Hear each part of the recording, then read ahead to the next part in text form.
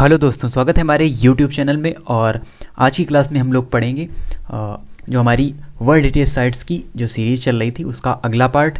यानी अभी तक हम पढ़ चुके हैं बहुत सारी जो हमारी साइट्स हैं, हमारे इंडिया में जो वर्ल्ड हेरिटेज साइट्स हैं यूनेस्को की लिस्ट में जो शामिल हैं उनके बारे में हम पढ़ रहे थे। और कल की क्लास में हमने पढ़ा था कई सारी साइट्स के बारे में जिनमें आर्ट डेको साइट्स शामिल थी, और उसके साथ साथ छत्रपति शिवाजी टर्मिनल और भी कई सारी जो साइट्स हैं उनके बारे में हमने कल की क्लास में डिस्कस किया था। तो चलिए स्टार्ट करते हैं आज की क्लास को और देखते हैं आज की जो हमारी साइट्स हैं उनके बारे में हम लोग डिटेल में डिस्कस करेंगे। तो सबसे पहले है इसमें हमारी रानी की वाव। तो रानी की वाव को 2014 में वर्ल्ड हेरिटेज साइट्स में शामिल किया गया था यूनेस्को के द्वारा। और वाव होती क्या है? तो वाव एक वेल होता है, यानी सीढ़ीदार कुआं होता है जिसे वाव कहा जाता है। और ये जो वाव है आपको गुजरात वाले एरिया में ज़्यादा देखने को मिलेगी। तो ये जो रानी की वाव है ये स्थित है पाटन गुजरात में, यानी गुजरात के पाटन में स्थित है ये रानी की वाव, जिसको वर्ल्ड हेरिटेज साइट्स में शामिल किया गया है। और ये है 7 मंजिला, यानी 7 मंजिला वाव है। और वाव का मतलब हमने आपको बताया नीचे एक कुआं होता है, आपको सीढ़ियों से उतर कर जाना पड़ेगा, फिर आपको कुआं मिलेगा, उसे ही वाव का नाम दिया जाता है। तो यानी वाव का मतलब होता है सीधे से सीढ़ीदार कुआं, सीढ़ीदार कुआं उसे ही वाव कहा जाता है। और 100 रुपये के नोट में जो हमारी न्यू इंडियन करेंसी आई है उसमें आपको रानी की वाव का जो फिगर है वो आपको वहाँ पर देखने को मिलेगा। और बहुत सारी जो हमारी न्यू करेंसी है उसमें बहुत सारी आपको वर्ल्ड हेरिटेज साइट्स देखने को मिलेगी, पहले भी हम आपको इसके बारे में बता चुके हैं। तो जो ये रानी की वाव थी इसको बनवाया था सोलंकी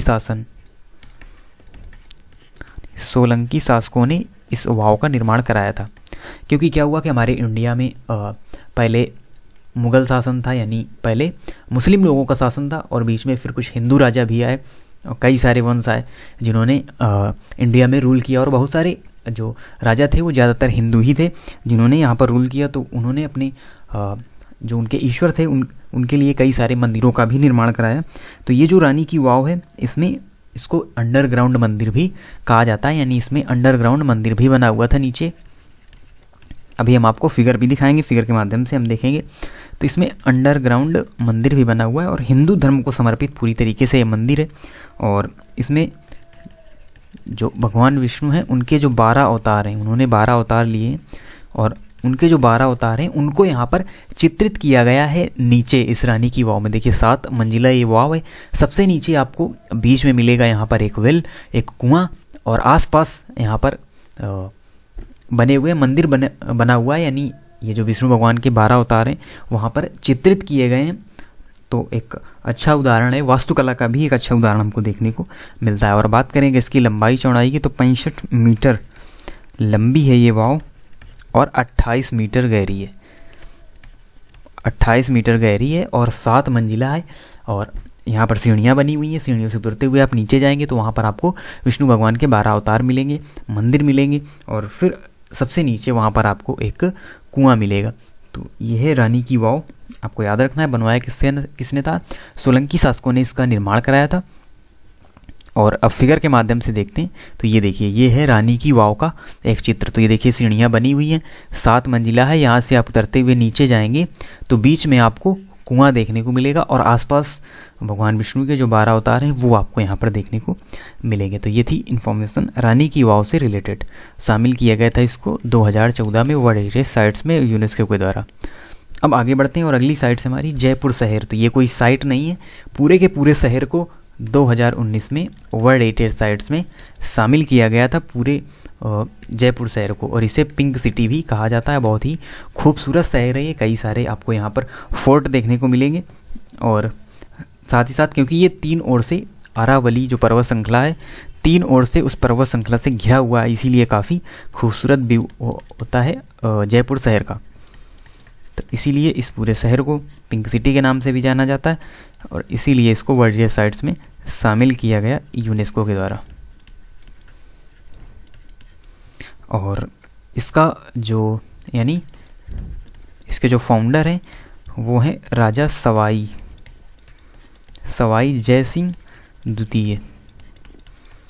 इन्होंने इसका यानी इस शहर की नींव रखी थी।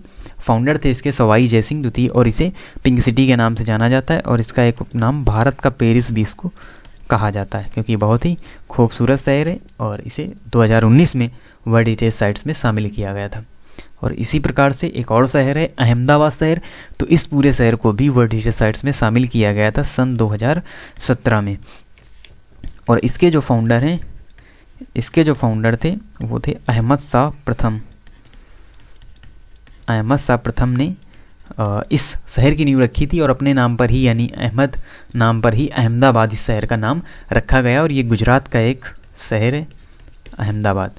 तो इसके फाउंडर अहमद शाह थे और यहाँ पर हिंदू और जैन टेम्पल आपको देखने को मिल जाएंगे क्योंकि ये गुजरात वाला एरिया है। तो यहाँ ज़्यादातर हिंदू शासकों का ही शासन रहा है इसमें, जैसे कि हमने अभी देखा रानी की वाव में सोलंकी शासन वहाँ हुआ करता था और बहुत सारे हिंदू राजाओं ने वहाँ पर रूल किया, इसीलिए यहाँ पर आपको हिंदू और जैन टेम्पल ज़्यादा मात्रा में देखने को मिलेंगे इस वाले एरिया में, अहमदाबाद वाले एरिया में।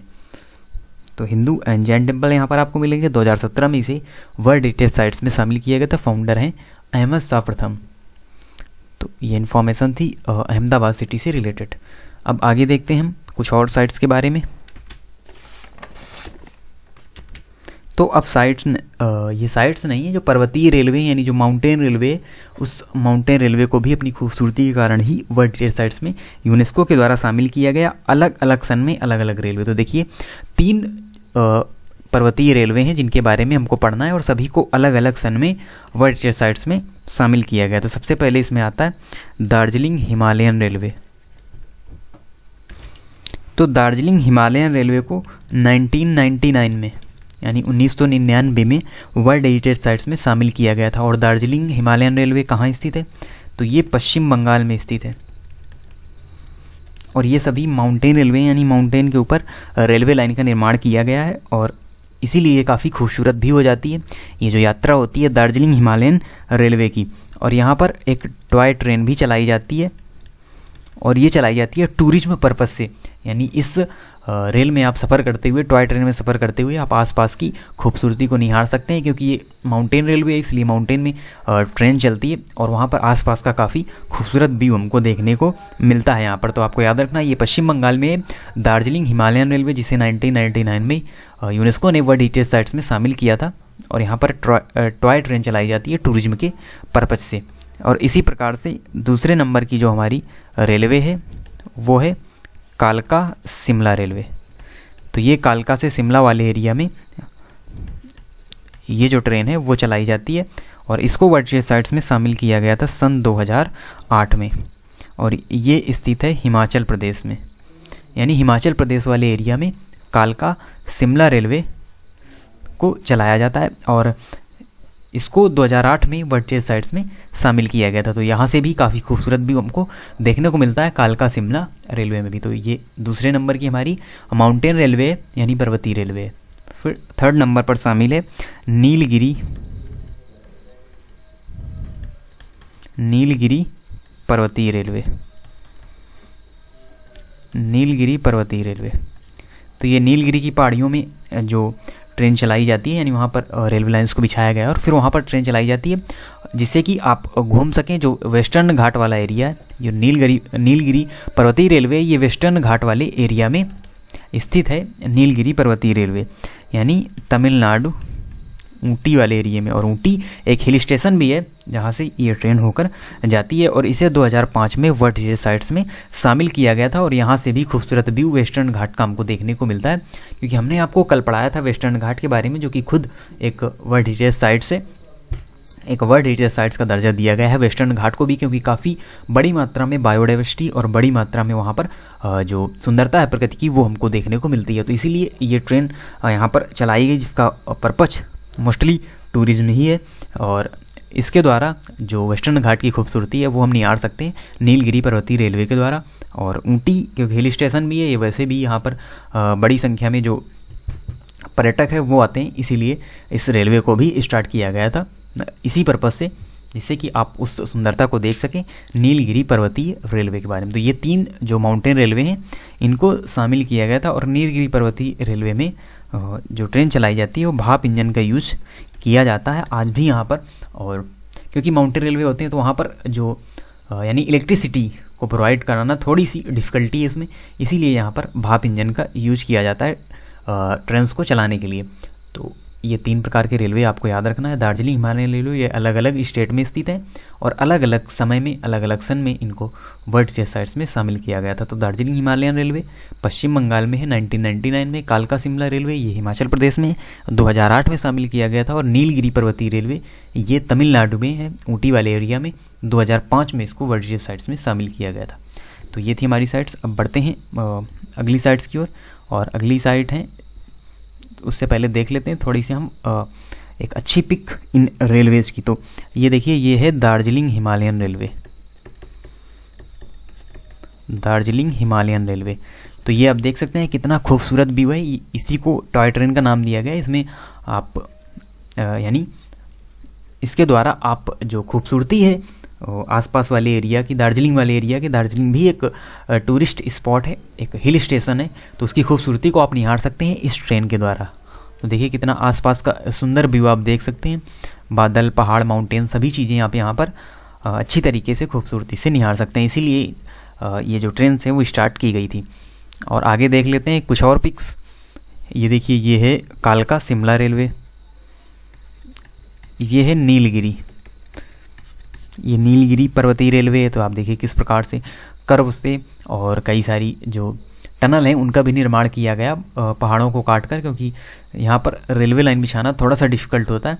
तो आप यहाँ से भी खूबसूरती को निहार सकते हैं जो वेस्टर्न घाट की खूबसूरती है। और ये है हमारी कालका शिमला रेलवे, ये कालका शिमला रेलवे का व्यू है।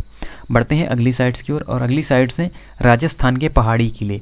यानी राजस्थान में बहुत सारे फोर्ट हैं, हमने पहले भी देखा।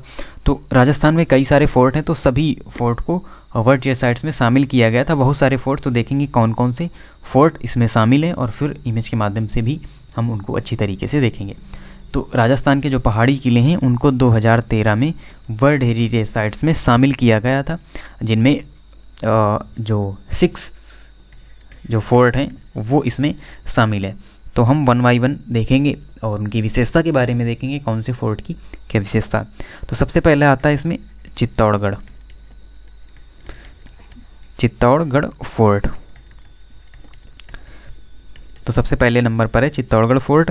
और ये भारत का सबसे विशालतम दुर्ग है, यानी सबसे बड़ा भारत का किला है चित्तौड़गढ़ का किला। और यहाँ पर कई सारे जो राजपूत शासन थे उनका शासन हुआ करता था राजस्थान वाले एरिया में, तो इसीलिए उन्होंने बहुत सारे किलों का निर्माण कराया था। बहुत सारे फोर्ट का एक बड़े एरिया में बने हुए ये सारे फोर्ट होते थे और इनका निर्माण कराया था। तो चित्तौड़गढ़ में जो फोर्ट बना हुआ है ये भारत का सबसे विशालतम फोर्ट है, चित्तौड़गढ़ फोर्ट। उसके बाद आता है दूसरे नंबर में कुंभलगढ़ फोर्ट,